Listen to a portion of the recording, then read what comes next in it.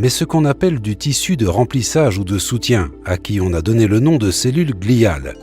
Ce qui est très intéressant à ce sujet, c'est que dans le cadre du principe du neurone, la théorie du neurone, on croyait que les neurones étaient les cellules fonctionnelles du cerveau, et les cellules gliales étaient là plus ou moins juste en soutien. Eh bien, par définition, cela veut juste dire que vous n'utilisez que 10% de votre cerveau parce que c'est tout ce que les neurones représentent dans le cerveau, 10%. Pendant longtemps, les cellules gliales, encore une fois, n'étaient considérées que comme un tissu conjonctif qui apportait un soutien physique et nutritionnel aux neurones. Mais ces dernières décennies, ce que nous avons commencé à constater, c'est qu'il y avait une incompréhension à l'égard des cellules gliales. Les cellules gliales sont en fait beaucoup plus importantes pour le fonctionnement des neurones qu'un simple soutien physique. Les cellules gliales peuvent inhiber ou activer les neurones. Les cellules gliales se connectent aux neurones. Les cellules gliales peuvent contrôler l'activité des neurones. Donc tout d'un coup, ces cellules gliales que l'on percevait comme des cellules passives dans le cerveau s'avèrent être, en réalité, fonctionnelles et elles intègrent la nature du fonctionnement du cerveau. Et une manière de voir ça avec une analogie simple. Imaginez que les neurones sont les noms dans une phrase et que les cellules gliales sont les verbes et les adjectifs et les adverbes, les compléments de tous les noms.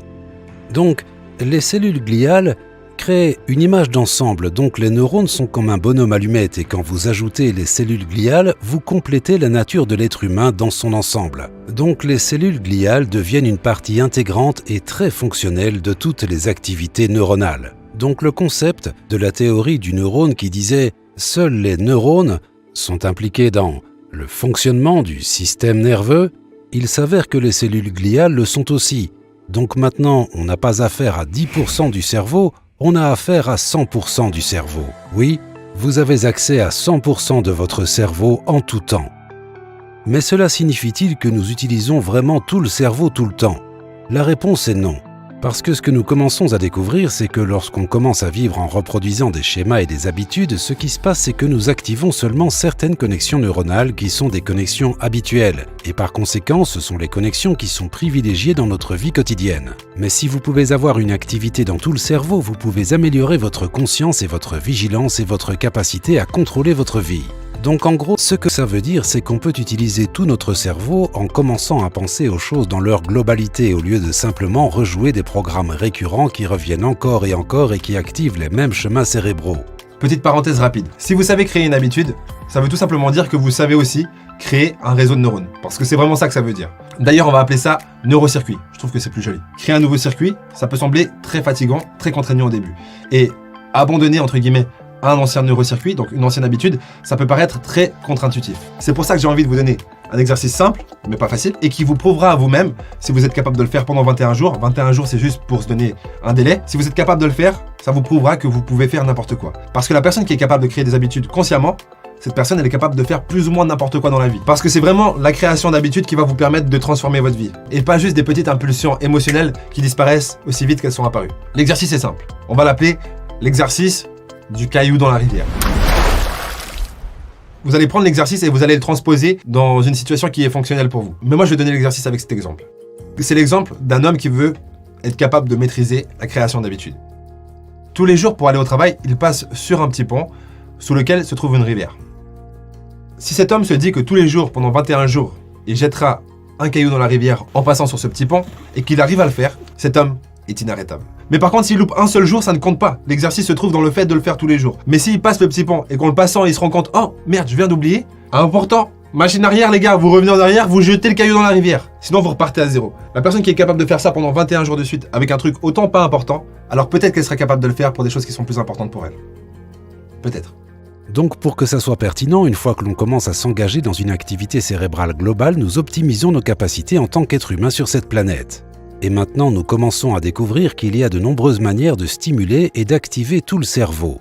Certaines d'entre elles consistent en de simples exercices, comme quelque chose qu'on appelle la gymnastique cérébrale. Et la gymnastique cérébrale, c'est des exercices très intéressants d'intégration du corps et du système nerveux.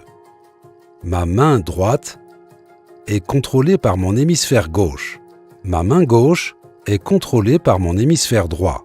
Mais voilà un fait intéressant.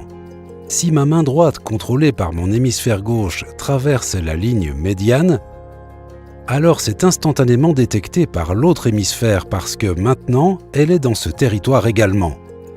Donc quand vous croisez les bras et quand vous croisez les jambes, ce que vous faites, c'est que vous amenez les hémisphères gauche et droit à travailler ensemble en harmonie. Lorsque l'on active la synchronisation du cerveau, que l'hémisphère gauche et droit fonctionnent ensemble simultanément, ça active une sorte de super apprentissage. Avec les deux hémisphères qui travaillent en symbiose, nous avons beaucoup plus des caractéristiques supérieures propres aux fonctions neuronales. Toutefois, après l'âge de 7 et 8 ans, on commence à exprimer ce qu'on appelle la dominance cérébrale. C'est-à-dire que durant la journée, on n'a pas de synchronisation des deux hémisphères. Durant la journée, c'est comme une forme ondulatoire. Parfois, on est plus dans l'hémisphère gauche, parfois on est plus dans le droit. Puis ça revient au gauche et encore au droit. De sorte qu'on sollicite un hémisphère à la fois. Ça s'appelle la dominance cérébrale, quand un hémisphère domine l'autre hémisphère. Eh bien, c'est pertinent parce que intégrer nos vies est très difficile avec la dominance cérébrale pour une raison qui est simple.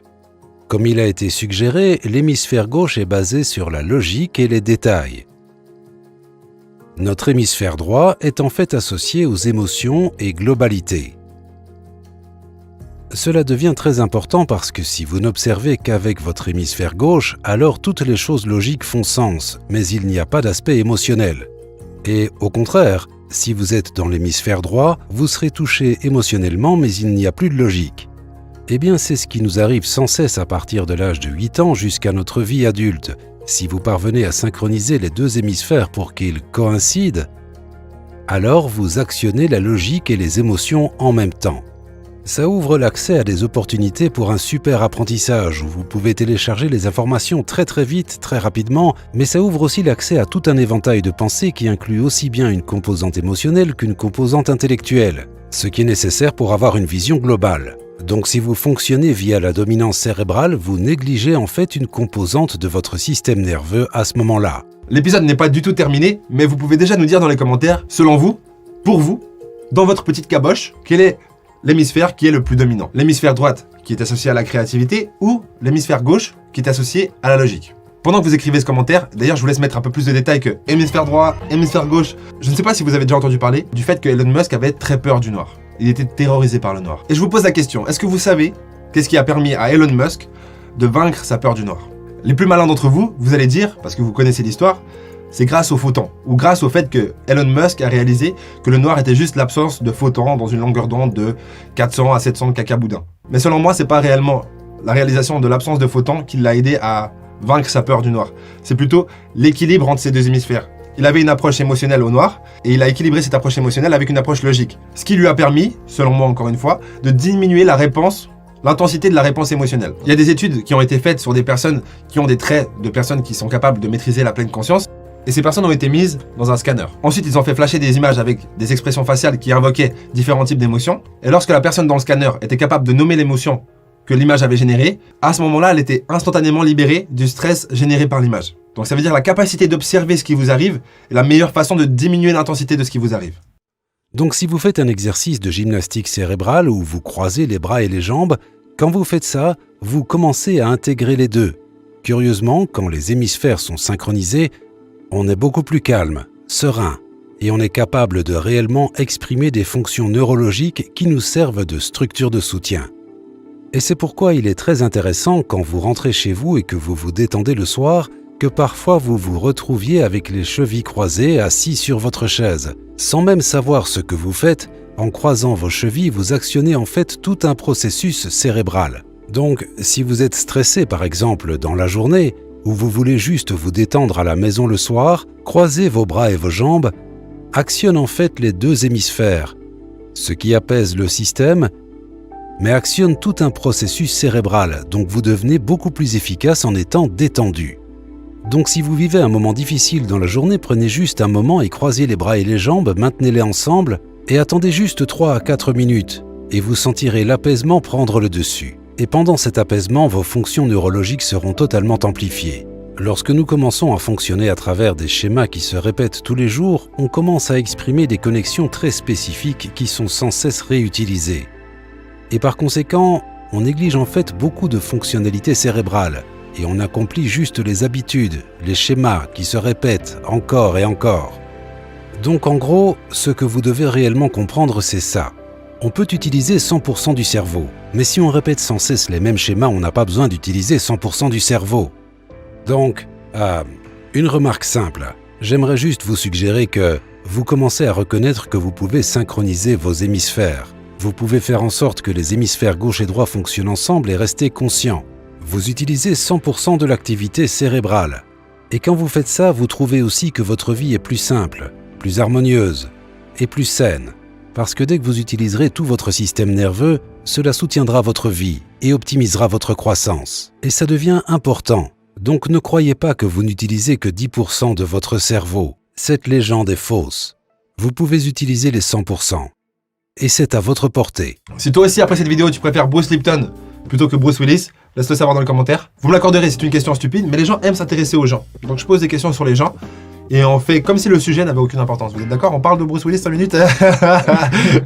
Du coup, je vous laisse continuer le débat sur Bruce Willis dans les commentaires. Si vous avez aimé cette vidéo, pourquoi pas cliquer sur s'abonner. Connectez vos hémisphères avant, hein, bien sûr, et tout. Même sur la petite cloche. Et voilà. Moi, je vous dis au prochain épisode. Et sincèrement, à part ça, là, il n'y aura pas de coupure. Je n'essaye pas d'être arrogant, en fait. Hein. C'est juste un peu fin, et puis, bah... J'ai une vie aussi, hein. J'ai des problèmes et tout. J'arrive pas à être sérieux, en fait. Bisous, bisous. Au prochain épisode. Et on va publier beaucoup plus de vidéos, donc restez bien présents. S'il vous plaît. Et les gars, j'ai oublié de tenir ma promesse. Ludo va faire maintenant flasher à l'écran quelques activités que vous pouvez faire pour mieux améliorer la connexion entre l'hémisphère gauche et l'hémisphère droite. Voilà, c'est gratuit.